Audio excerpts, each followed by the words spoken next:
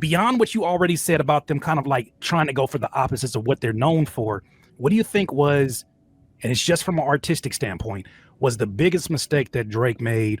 The biggest mistake that Drake made in that whole beef was when he said he rapping like he wanted to get the slaves free. That was the biggest mistake. If he wouldn't have said that, Not Like Us wouldn't even exist. Yo, How so? And I'm gonna break it down to y'all. When he said you rapping like you want to get the slaves free, all black people said, so if he raps like he want to get the slaves free, and then you rap, then that means you rap like you want us to stay slaves. Somebody gonna have to tell the truth, and I'm gonna tell it. Continue. He did though. That led to Kendrick's whole third verse in Like Us. Nigga doubled down on calling us some slaves. Yeah. Yep. He not Damn. like us.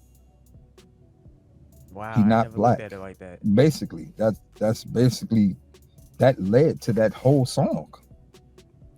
What's so funny about that part though, I always counter that with, but when he was talking to Adonis, he said, "You're a black man," and he's giving them lessons about life. And I'm like, how do you fare with that if you a competitor and you're like, wait a minute, you questioning my blackness, but you just told my son, who got the curly hair and all that, you just said you're a black man.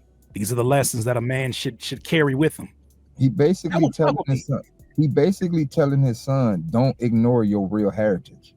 Don't be like him. And I mean, don't get like I feel like that was the only bar that kind of fucked it up. Like that was the bar where it was like, why would you say that? Yeah.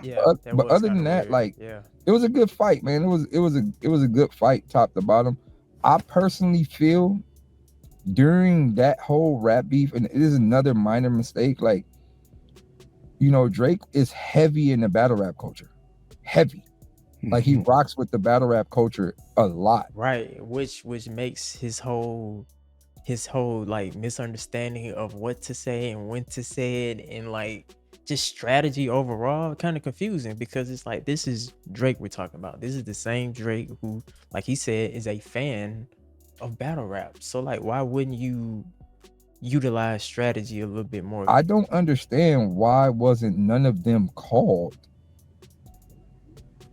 to help. Ego, maybe. I don't know. What you think? I didn't get it. That's your world. I don't got no skin in the game. That's a good observation. Why is that? People should have been called. Like there's certain people in the battle rap world that he's extremely close with. People should have been called. Like, hey, do you think this is a good idea or not? Like, and I guess you could say that's one of the beautiful things about coming up in the internet era is that, yeah, people will forget. They will forget really fast, especially if you, Drake, come out with a hit record, or you come out with an undeniable album that you're supposedly working on right now. People will forget. You know what I mean? If he comes out and drops a project with amazing records and him really going back to the essence, like Daylyt said, going back to the essence of what made people fall in love with him in the first place, I honestly feel like he can bounce back. Now, will this L forever be on his record? Absolutely. But you got to learn how to take L's in the industry.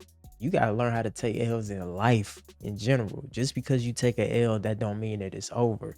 But the way that he's handling taking the L is where a lot of hip hop purists kind of step in and say, hold on, bro, you're not hip hop. You're not like us, essentially.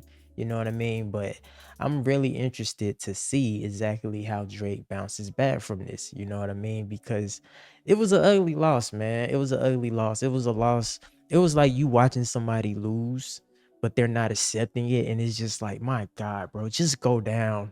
Just go down. It's like that Simpsons meme, right? Where the kid is like, please stop. He's already done. Kendrick is just stomping on him right now. And like you said, it just, I think in Drake's mind, he was just like, nah, this can't be happening to me. Like, I'm Drake. But it's like, no, it can happen to you, even if you are a Drake. But this is a wonderful time to see if he can actually take that L and turn it into a win. Now, of course, the Party Next Door album that came out was okay. You know, they're pushing Nokia as a single.